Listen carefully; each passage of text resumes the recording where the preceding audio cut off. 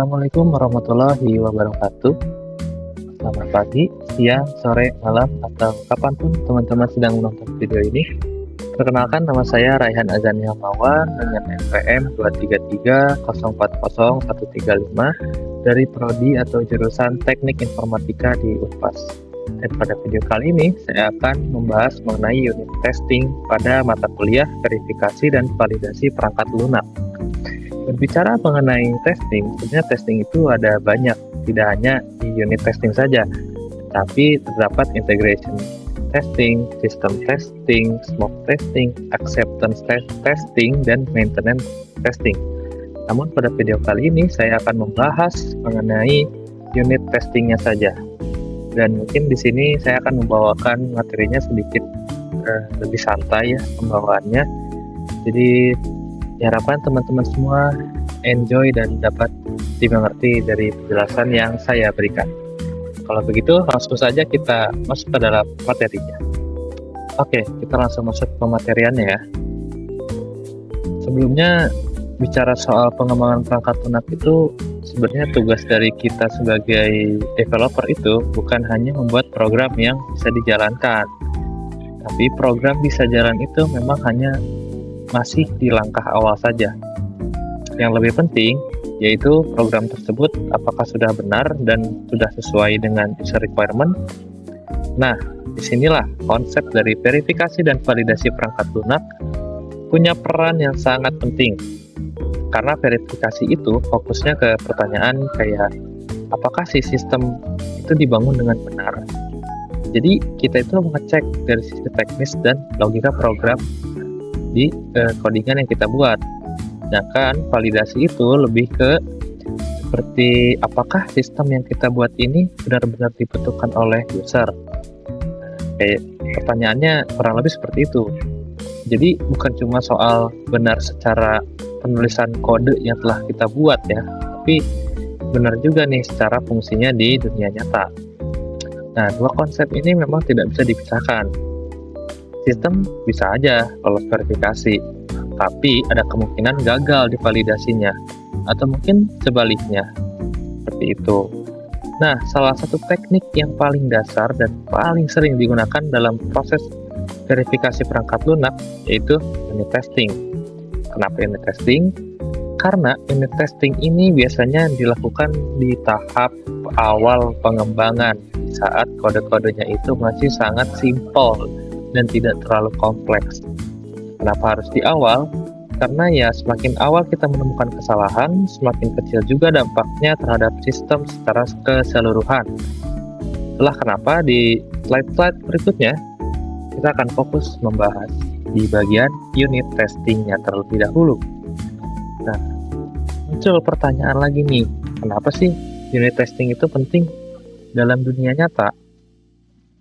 Hampir kayak program yang nggak ada gitu, program yang diciptakan tuh langsung sempurna gitu kan, pasti terdapat kesalahan, misalkan ada bug, atau mungkin di kesalahan logikanya, atau bisa jadi di alur dari programnya tuh nggak sesuai dengan yang diinginkan.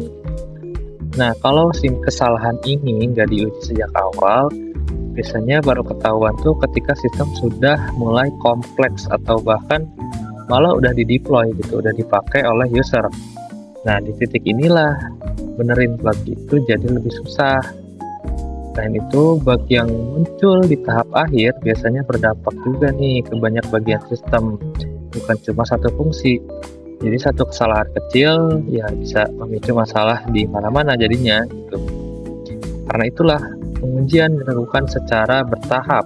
Kita itu nggak langsung nih menguji satu sistem yang kompleks atau yang udah besar gitu, tapi dimulai dari bagian yang ya simple, yang masih kecil-kecil dulu lah. Pada situlah unit testing ini berperan untuk menguji potongan kode-kode simple secara terpisah. Nah, dengan cara ini kita bisa mastiin nih si fondasi dari sistem kita tuh udah kuat, udah kokoh gitu sebelum naik ke level pengujian berikutnya. Secara sederhana, unit testing itu adalah proses pengujian bagian terkecil dari sebuah program, seperti function, method, ataupun prosedur. Yang penting di sini adalah dari kata terisolasi. Kata terisolasi itu maksudnya satu unit diuji tanpa bergantung pada unit lain. Jadi kita tuh benar-benar fokus ke satu fungsinya aja. Misalnya, ada fungsi untuk menghitung total harga. Nah, fungsi itu tuh diuji sendiri tanpa kita melibatin hal yang lain. Maksudnya hal yang lain itu seperti apa? Kayak database-nya, UI-nya, ataupun modul-modul lain. Kita tuh nggak terpaku ke sana gitu. Jadi kita cuma fokus di bagian fungsinya aja. Nah, dengan cara seperti ini, kalau memang ada kesalahan ataupun ada bug, ada error, kita langsung tahu nih sumbernya itu dari mana sih. Kita nggak perlu nebak-nebak apakah si masalahnya itu ada di bagian-bagian yang lain atau enggak gitu. Nah, unit testing juga sangat membantu developer untuk memahami kembali si logika kode yang dibuat. Terkadang ya, saat kita menulis tes atau tes skenario, kita justru malah menemukan logika awal yang kurang tepat gitu. Karena di unit testing ini tuh sedikit spesial. Pertama itu pengujian itu dilakukannya oleh developer langsung, jadi belum ada campur tangannya dengan tim QA gitu. Karena yang menguji awal adalah developer dan yang membuat, karena kan yang membuatnya developer, maka yang menguji awalnya tuh developer, kurang lebih seperti itu pengertiannya. Jadi selama proses perbaikannya itu lebih cepat. Begitu nemuin bug, developer tuh bisa langsung benerin nih si bugnya tanpa harus nunggu dari tim QA-nya terlebih dahulu.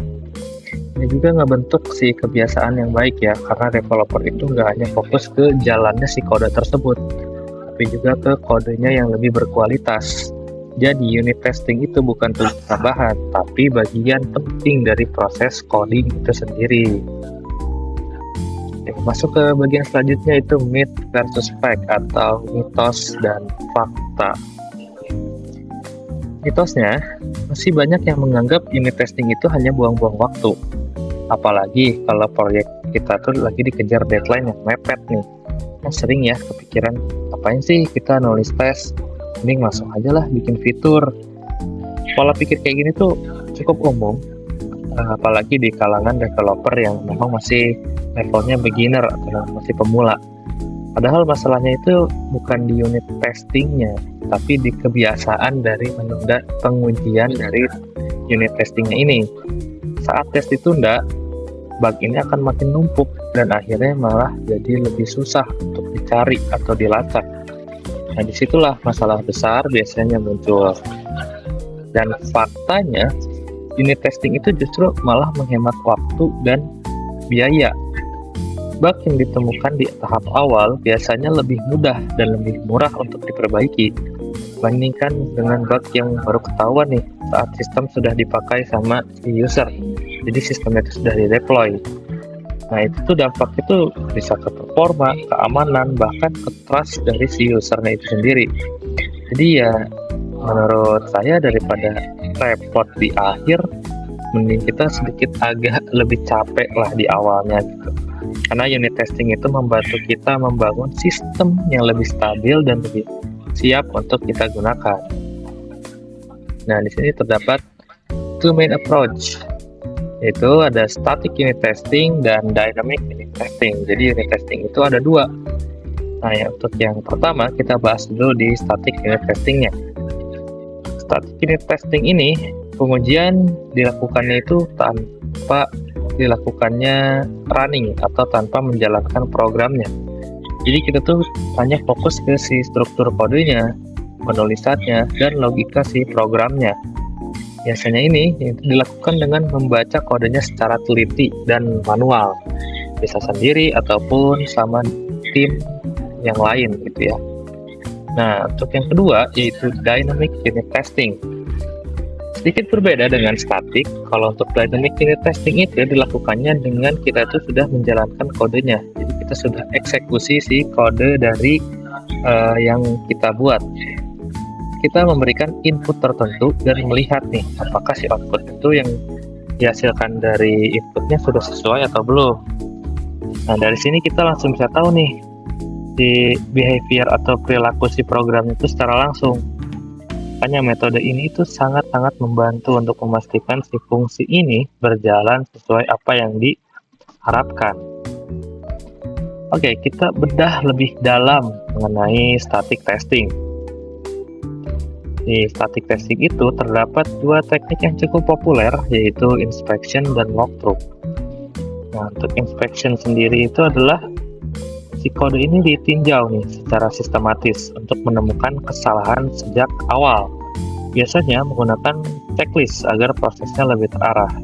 Jadi kode yang kita buat, kita tuh inspeksi lebih mendalam gitu.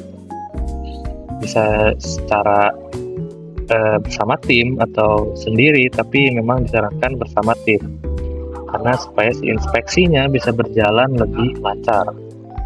Nah, untuk yang kedua yaitu walkthrough. Walkthrough ini dilakukan dengan cara developer itu menjelaskan kode ke tim-tim yang lain.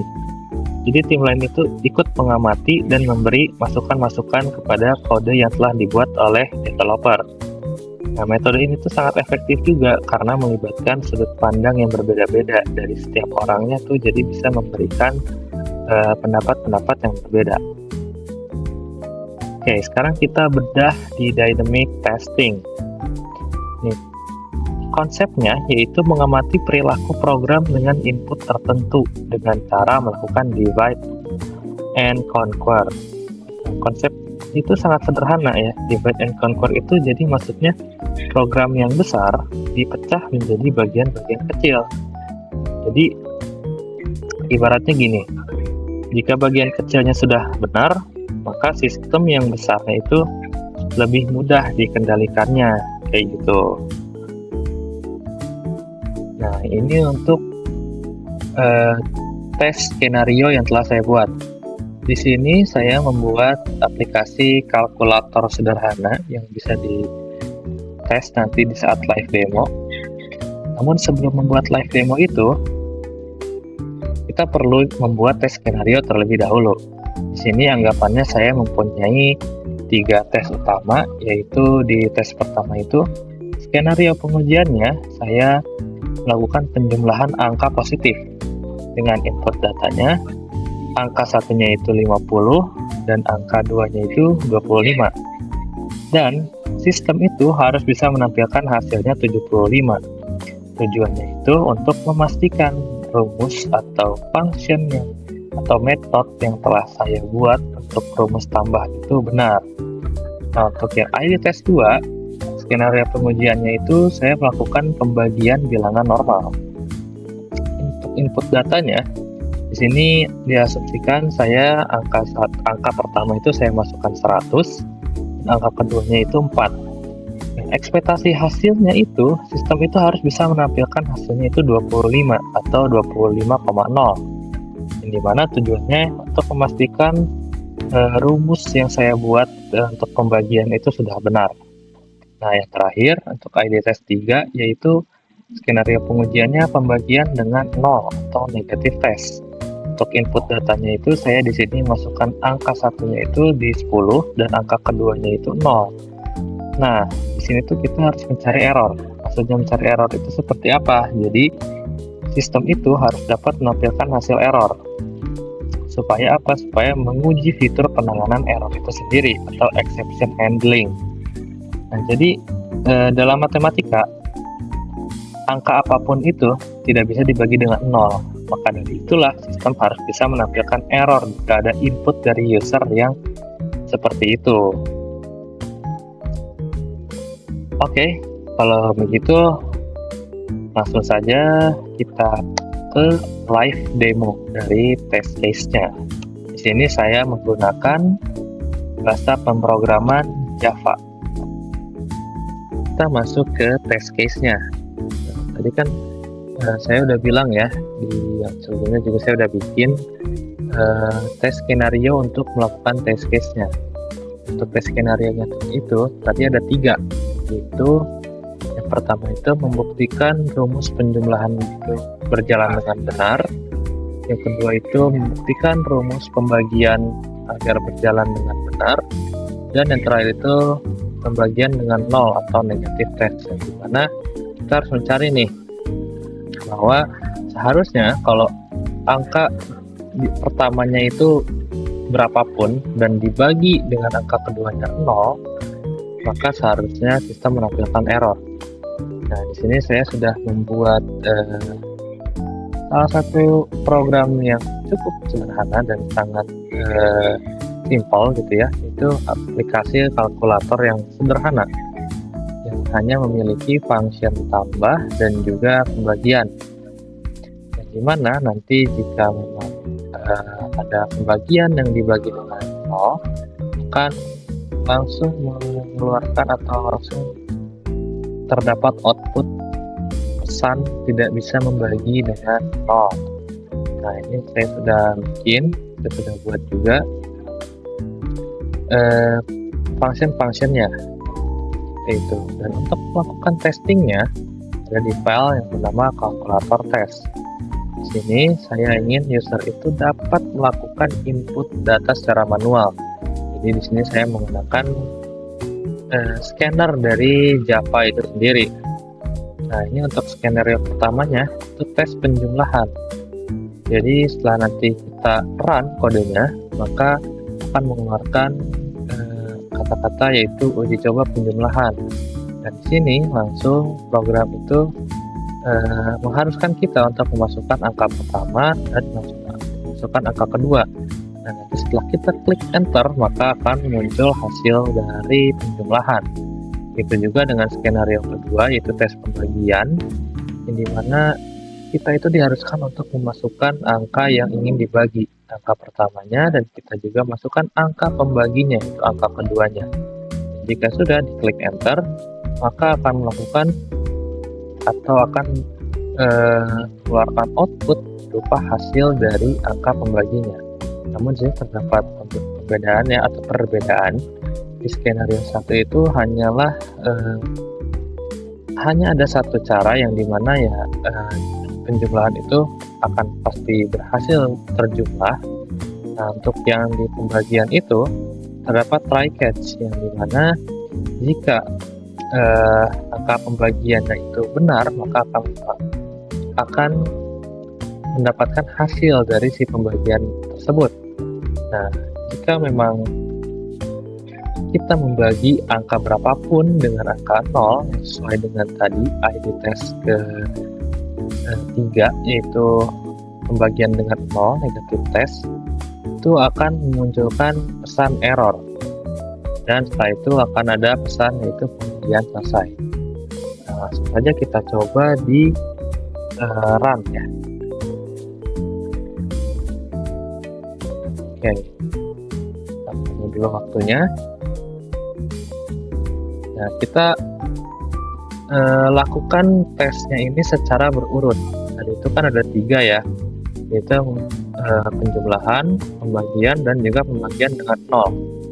Di sini kita lakukan penjumlahan dulu. Kita samakan apa yang ada di tes skenario ya, yaitu tadi angka pertama itu kita masukkan 50, dan angka keduanya itu 25. Maka hasilnya adalah 75. Itu sudah sesuai dengan apa yang tadi ada di tes skenario. Nah, kita coba di yang pembagiannya. Oke, kita masukkan angka yang sama seperti yang ada di tes skenario. Angka pertama itu 100, angka keduanya itu 4. Nah, kemudian selesai. Dan hasilnya itu 25,0 ataupun 25. Ini pun berarti menandakan bahwasannya ID test dengan ID 1 itu tuh sudah benar, pengujiannya sudah berhasil. Dan juga ID test dengan ID kedua, hasil yang didapatkan pun sudah benar. Nah, sekarang kita coba nih ID test ketiga. Kita bakal coba run ulang. Itu kita pengen jika beberapa pun angka dibagi dengan 0 itu akan menampilkan error.